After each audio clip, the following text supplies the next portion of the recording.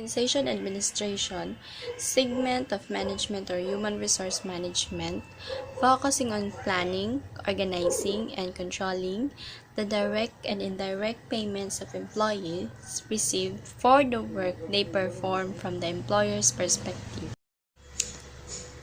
Compensation includes direct forms such as base, merit, and incentive pay.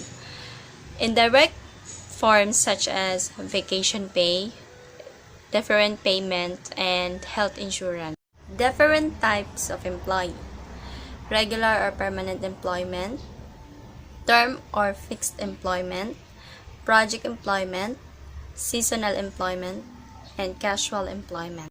Regular or permanent employment is when an employee performs activities that are usually necessary or desirable in the usual business or trade of the employer.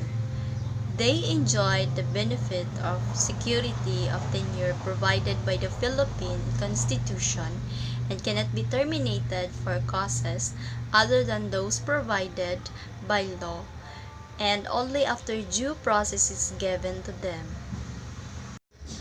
Term or fixed term employment is when the employee renders service for a definite period of time and the employment contract must be terminated after such period expires.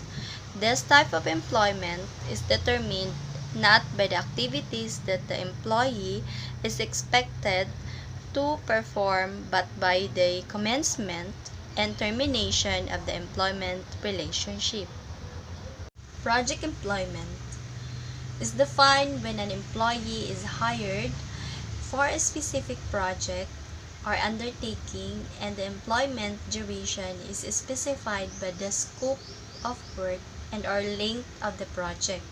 A project employee may acquire the status of a regular employee when they are continuously rehired after the completion of the project or when the tasks they perform are vital, necessary, and indispensable to the usual business or trade of the employer.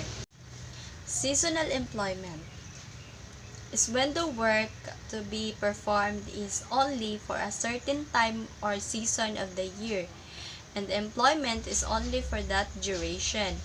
This type is common practice to retail, food and beverage, hospitality, and other related industries as augmentation to their workforce to cover for the demand during peak seasons. Casual employment. When an employee performs work that is not usually necessary or primarily related to the employer's business or trade, the definite period of employment should be made known to the employee at the time they started rendering service.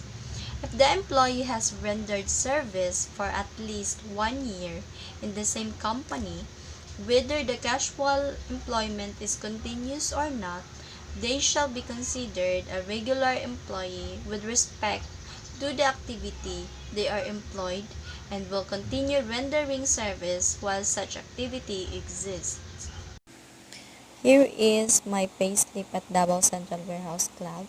It shows here how much I earned, how much will be a deduction, what will be a deduction. First, at the top of my payslip, as you can see, this is a simple payslip shows payroll period covered, employee's name, days of number of days of duties. Right here is also show my basic pay. And this is the overall total of the salary I earned. Aside from that, there is also additional pay like overtime pay, holiday pay, special holiday pay, and others. So now, this is my annual gross income wage I earned. In this section details, you can see the following basic pay deduction like SSS, PhilHealth, and Pag-ibig Fund. They will be deducted only for the first cut of 15th every month. And now this is my overall annual net income.